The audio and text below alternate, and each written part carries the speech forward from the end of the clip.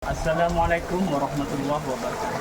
Saya Ghazali, Sarjana Pendidikan. Saya sebagai mahasiswa PPG Daljab Kemenak Batch 1 2025 di LPTK UIN Antasari Banjarmasin dengan nomor peserta PPG 380110105658. Nomor induk mahasiswa PPG 240401131322. Dengan ini, saya akan melaksanakan uji kinerja di Satuan Pendidikan Madrasah Ibtidaiyah Al-Ihsan 1A, Desa Jadung, Kecamatan Peragaan, Kabupaten Sumeneb, Madura, Jawa Timur, dengan tema proses pencernaan manusia. Berikut video uji kinerja saya. Selamat menyaksikan. Assalamualaikum warahmatullahi wabarakatuh. Assalamualaikum warahmatullahi wabarakatuh. Waalaikumsalam warahmatullahi wabarakatuh. Halo. Apa kabar hari ini anak-anak?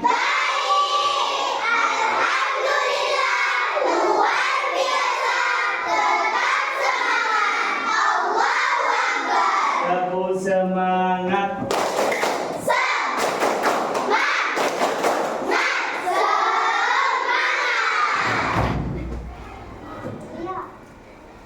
Saya absen dulu, Bapak absen dulu ya.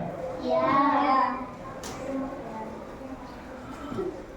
Adiba, Iva, Iis, Bilqis, Fani, Dina, Faza, Iit, Naja, Isma, Nisa, Sofia, Ila, Yuni, Leni, Fida, Nabila, Nail, Nida, Pila, Rofa, Ria, Fatim, Zila, Ica.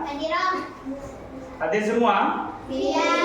Alhamdulillah, ini berarti kelas 5 rajin dan semangat untuk belajarnya. Masih semangat? Semangat. Biar pelajaran hari ini lancar dan sukses, kita doa bersama kepada ketua kelas. Yuk, dipimpin doanya. Bismillahirrahmanirrahim. Rabbi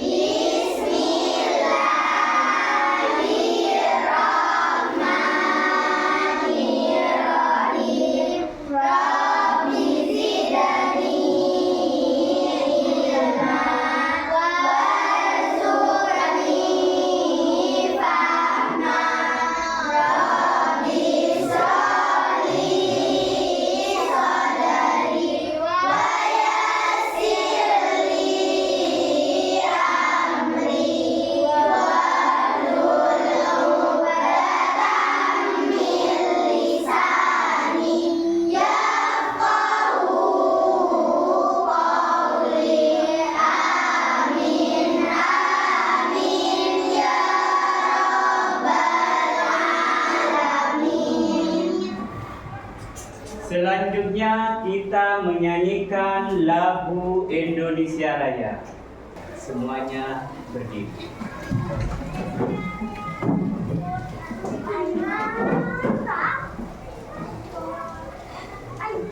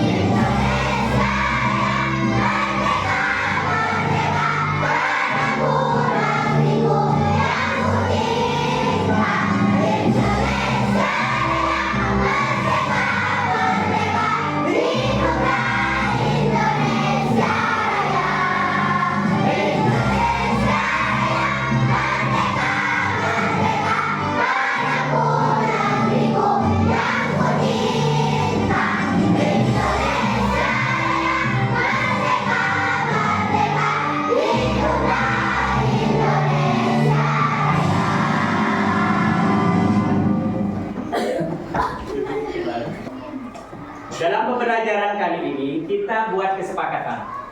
Ya.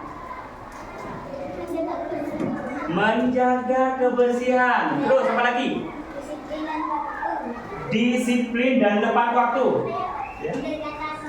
Berkata sopan. Ya. Saling tolong menolong. Terus ya. Saling menghormati. Ya. Ini kita buat kesepakatan dalam pembelajaran hari ini. Dalam pembelajaran hari ini, Bapak akan menjelaskan tentang organ pencernaan, di mana kalian akan nanti dapat indikator yang akan dicapai, yaitu yang pertama dapat memberikan contoh organ pencernaan manusia. Yang kedua, dapat menjelaskan cara kerja sistem pencernaan manusia. Yang ketiga, dapat menjelaskan fungsi organ mulut. Yang keempat, dapat menjelaskan fungsi organ lambung. Dan yang terakhir, dapat menjelaskan fungsi organ anus. Nah, kita tonton video ini yang Bapak akan tayangkan. Ya. Jika ada sesuatu yang penting untuk dicatat, mohon dicatat ya. Ayo, tonton. Hai teman-teman, kemarin kan kita sudah membahas pencernaan makanan dari mulut ya. Setelah dari mulut, makanan kita menuju kerongkongan. Kerongkongan adalah suatu saluran seperti tabung sepanjang 20 cm yang menghubungkan antara rongga mulut dengan lambung. Di dalam kerongkongan terjadi gerakan peristaltik, yaitu gerakan meremas-remas yang dilakukan oleh dinding kerongkongan untuk membuat makanan terdorong masuk ke dalam lambung. Berarti tujuan selanjutnya ke lambung ya gitu? Betul, Bob. Lambung adalah bagian dari organ pencernaan manusia yang paling elastis. Lambung berbentuk seperti kantong dan terletak di dalam rongga perut sebelah kiri atas. Di dalam lambung, makanan mengalami pencernaan secara mekanis dan kimiawi. Pencernaan mekanis dilakukan oleh dinding atau otot lambung yang meremas dan mengaduk makanan. Pencernaan kimiawi dilakukan oleh getah lambung yang dihasilkan oleh kelenjar getah lambung. Getah lambung mengandung enzim pepsin, enzim renin, dan asam klorida. Enzim pepsin berfungsi untuk memecah protein menjadi peptol. Enzim renin berfungsi untuk mengendapkan protein susu menjadi kasein. Asam klorida atau HCl berfungsi untuk mengasamkan makanan dan membunuh kuman yang masuk bersama makanan. Nah, habis ini makanan kita pergi ke toilet ya? Hihi. Kamu ini belum, Bob. Selanjutnya, makanan dicerna di usus halus dulu. Usus halus merupakan usus terpanjang dalam saluran pencernaan karena panjangnya mencapai 6 hingga 7 meter. Di dalam usus halus terdapat cairan khusus yang membantu penyempurnaan pencernaan makanan. Oh iya, usus halus terdiri dari 3 bagian, yaitu usus 12 jari, usus kosong, dan usus penyerapan. Apa aja ya fungsinya? Usus 12 jari atau disebut juga duodenum memiliki panjang kira-kira 25 cm. Usus 12 jari mencerna makanan dengan bantuan getah pankreas dan getah empedu. Getah pankreas dihasilkan oleh kelenjar pankreas. Getah pankreas mengandung enzim-enzim berikut. Enzim amilase berfungsi mengubah zat tepung atau amilum menjadi zat gula atau glukosa. Enzim tripsin berfungsi mengubah pekton menjadi asam amino. Enzim lipase berfungsi mengubah lemak menjadi asam lemak dan gliserol. Kalau getah empedu dihasilkan oleh hati dan disimpan dalam kantong empedu. Getah empedu berfungsi untuk mencerna lemak. Selanjutnya, usus kosong atau jejunum terletak di antara usus 12 jari dan usus penyerapan. Usus kosong memiliki panjang sekitar 2,5 meter dan berfungsi untuk mencerna makanan dari usus 12 jari. Terakhir adalah usus penyerapan yang merupakan tempat penyerapan sari-sari makanan. Di seluruh permukaan dindingnya terdapat ujung-ujung pembuluh darah yang menyerap sari-sari makanan.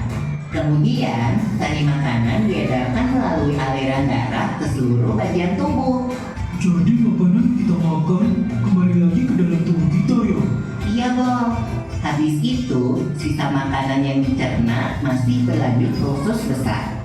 Nah, usus besar berfungsi menyerap cairan, vitamin, dan mineral dari sisa-sisa makanan yang telah diserap oleh usus halus. Pada usus besar, terdapat bakteri yang berguna untuk tubuh bernama E. coli yang berfungsi untuk membantu proses pembusukan sisa makanan. Proses pembusukan sisa makanan akan menghasilkan kotoran atau feses yang kemudian dikeluarkan melalui anus. Oh gitu. Nah, gimana dengan mules? Itu disebabkan oleh apa ya, Pipo? Organ terakhir yang bernama rektum adalah ujung muara dari usus besar yang berfungsi sebagai tempat penyimpanan feses sementara.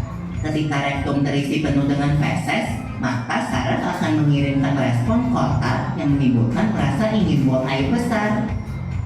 Anus adalah lubang di bagian bawah pantat yang berfungsi sebagai tempat keluarnya feses dari tubuh.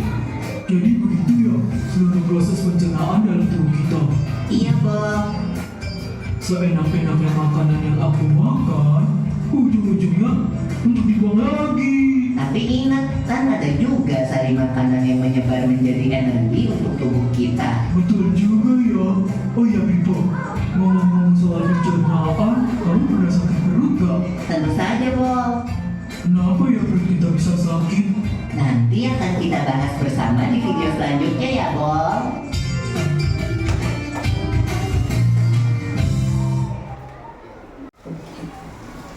Untuk mengetahui pengetahuan kalian, Bapak akan memberikan tugas pada kalian. Ini musyawarah ke kelompoknya masing-masing. Dilihat dan dicermati.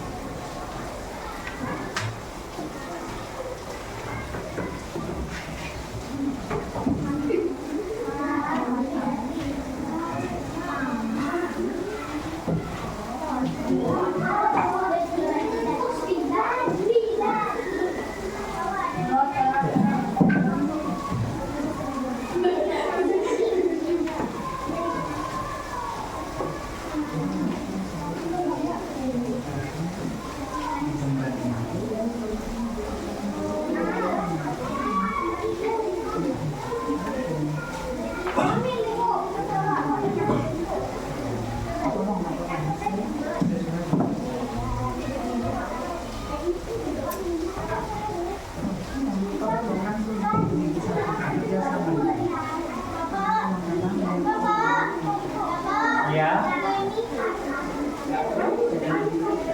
Coba kalian hasil dari tugas kelompok kalian dipresentasikan ya kepada kelompok Mawar.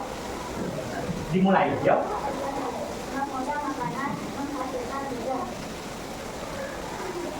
Membantu proses pencernaan awal, menghidupkan mulut dengan lambung. Membantu proses pencernaan, mengalirkan makanan ke lambung.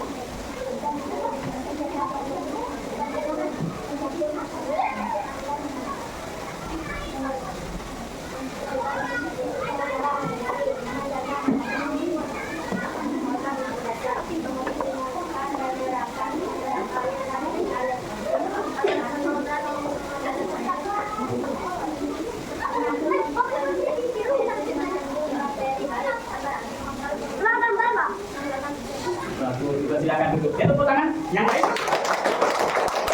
Ya, kepada kelompok melati dipersilakan maju ke depan.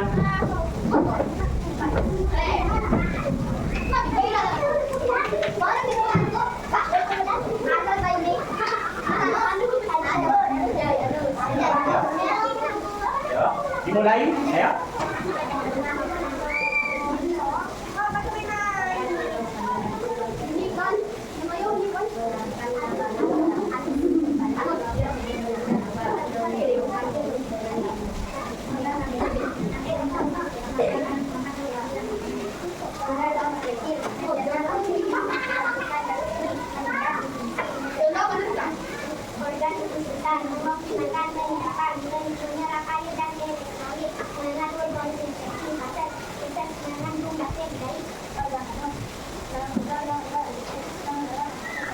tepuk tangan yang lain. Sekarang persilakan duduk.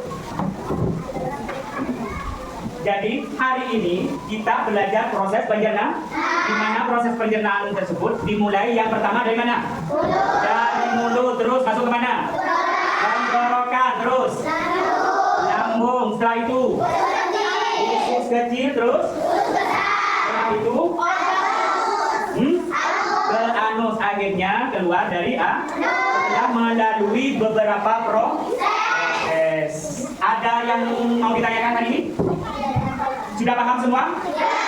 Coba Bapak tanya, bagaimana pelajaran hari ini anak-anak? Baik. Apakah kalian senang? Senang. Alhamdulillah. Alhamdulillah. Berarti pertemuan kali ini kita cukupkan. Yuk, kepada ketua kelompok, tugasnya dikumpulkan dulu ya. Dikumpulkan.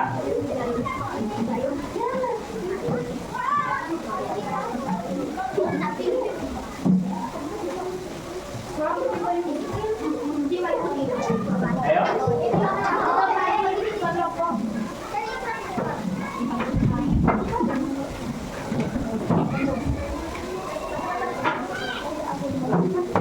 Alhamdulillah, pertemuan kali ini kita cukupkan. Kepada ketua kelasnya, mohon untuk memimpin doa.